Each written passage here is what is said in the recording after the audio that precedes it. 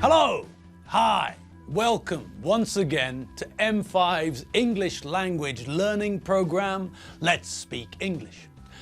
I'm Gav Duncan, and I'm here on your TV screen to help you learn English. Now, are you sitting comfortably? Yes? Good. And are you ready for today's lesson? Yes? Good. Okay. Well, let's learn English together. Well, hello there, gods of English, and welcome to the end of the week. That's right, it's Friday, the beginning of the weekend. Fab! Okay, well, it's the end of the week. It's Friday afternoon, and your brains are probably like custard. But don't worry. Here in the studio, we're prepared for all possibilities. And today, like usual, we're going to cast our eyes back over the week and sum everything up. Okay, so are you ready? Yes? Great. Well, let's get on with it then. Start the lesson. Okay, now this week we looked at a few things connected to the idea of obligation, as I'm sure you all remember. We looked at two main forms connected to the idea of strong obligation. We looked at must and we looked at have to. Now, let's run through the differences in form between must and have to.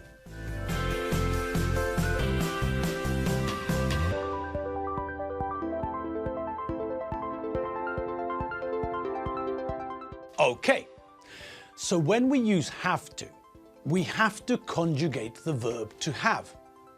We can't use have to for all subject forms. We have to change have to has to when we're talking about the third person singular, don't we? Apart from that, it's very simple.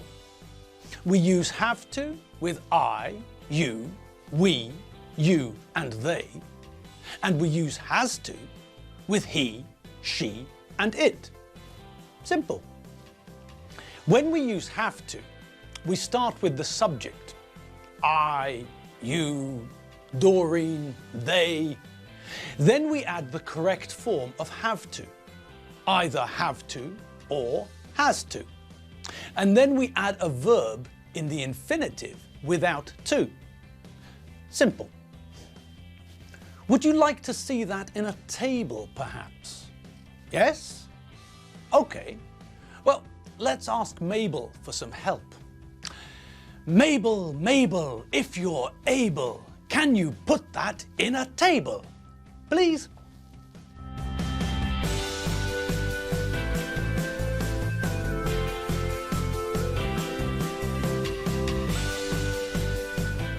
Okay, thanks, Mabel. Good. Now, is there anything there which is new? Some new vocabulary, perhaps? Well, let's just check. To do your homework. Simple. To do your homework is to complete your homework, to finish your homework. To feed?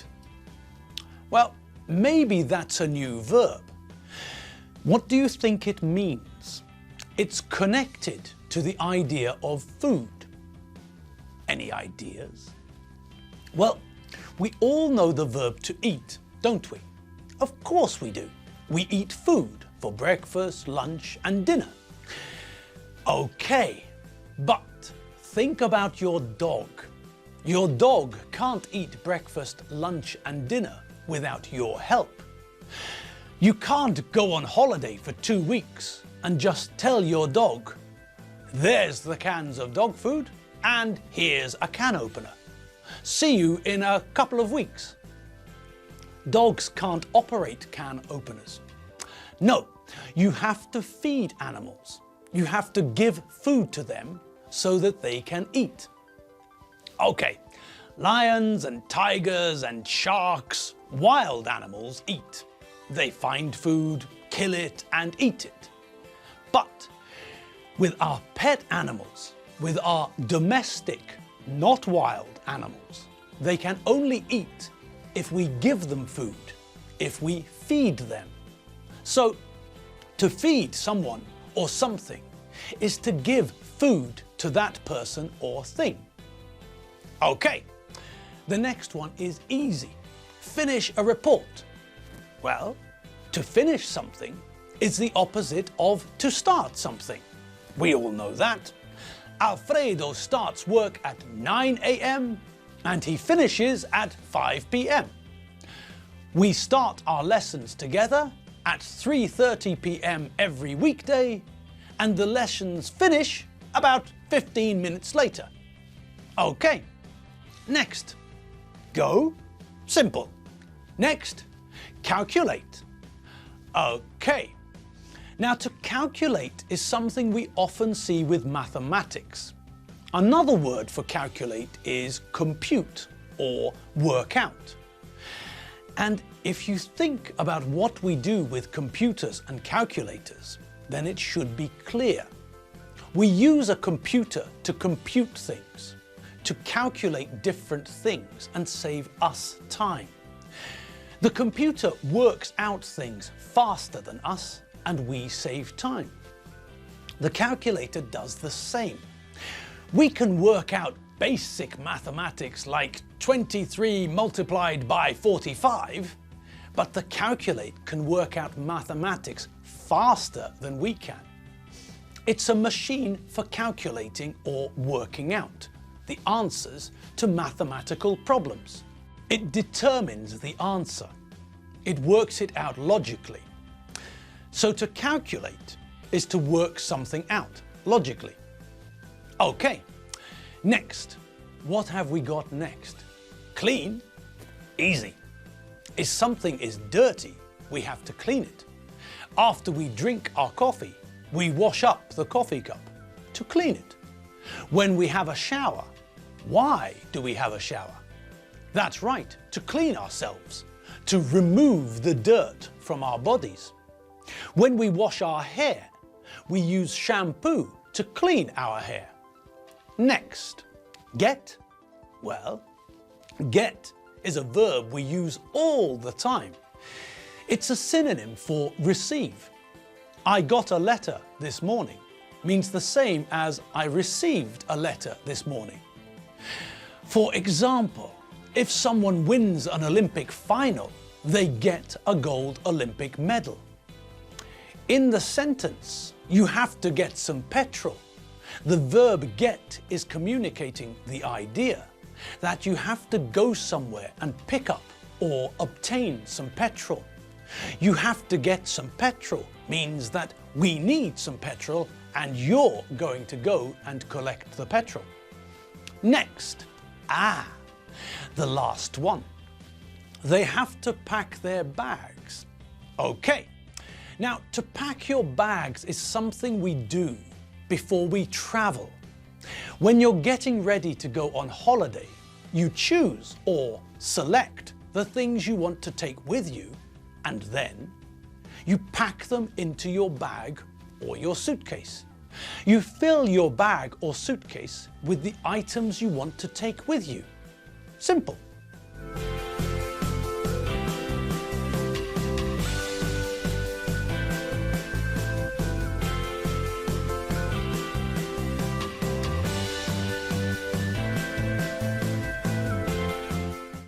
Okay, so that was have to. Now, what about must? What was simpler with must when we looked at the form? That's right, you're cooking with gas again. When we use must, it's the same form for all the subjects. We don't have to worry about third-person singular ideas or anything like that. We use the same form for all the subjects.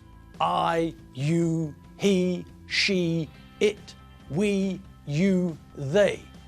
We use must with all of them. Okay, and on we go. Now, what was the other easy thing we learned about must? Can you remember? That's right. When we use must, we use it with an infinitive without to. So, we start with the subject, I, you, Alfredo, Clementina, then add must, and then add an infinitive without to. Would you like to see that in a table as well?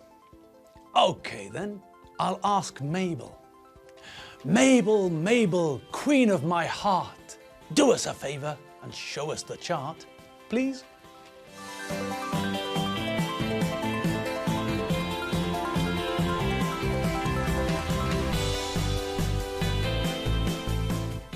Okay, great. Now, it's time to look at the differences between have to and must. We know that they both mean strong obligation, but we also remember that must can be dangerous.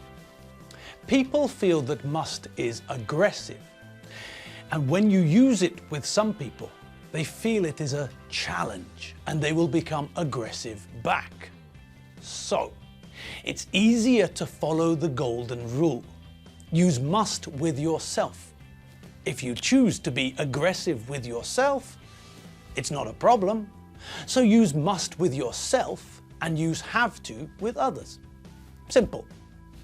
Okay, now, what else did we look at this week? That's right, we had another look at comparative and superlative adjectives. Shall we bung all of that information into a table for you? Does that sound like a good idea? Okay then, Mabel, USB cable. Can you present those words in a table, please?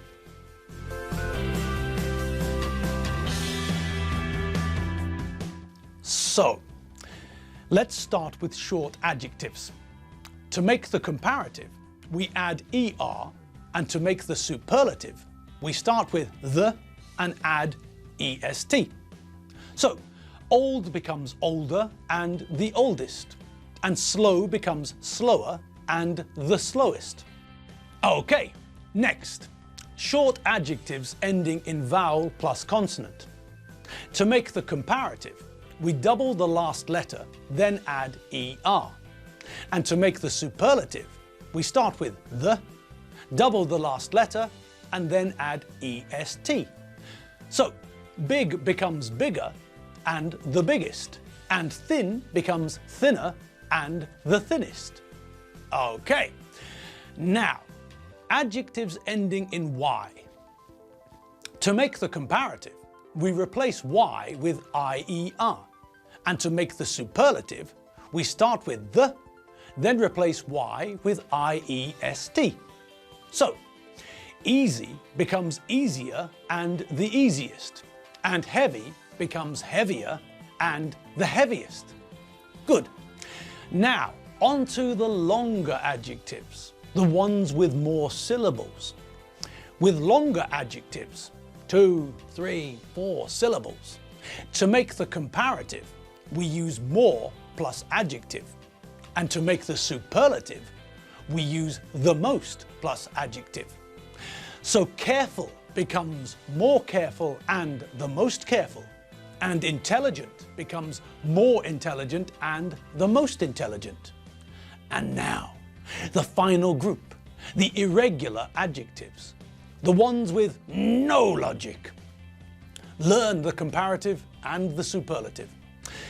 Good becomes better and the best, and bad becomes worse and the worst. Okay then, right on. Can you dig it?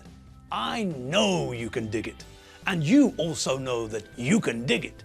And unfortunately, we're out of time. Yes, that's all the time we've got for today's lesson. So all that's left is for me to say goodbye. Goodbye! And wish you a great weekend. Thanks for watching Let's Speak English here on M5. And don't forget, you can catch up with all of our videos and more at www.m5tv.hu. Right then, let the weekend begin. But before I leave you, just remember these 3 very important facts. 1. My name's Gav Duncan. 2, I'm still taller than Jean-Claude Van Damme. And most importantly, number 3, I'm much younger than Chuck Norris. I'll see you all next time. Thanks for watching. See you later. Bye.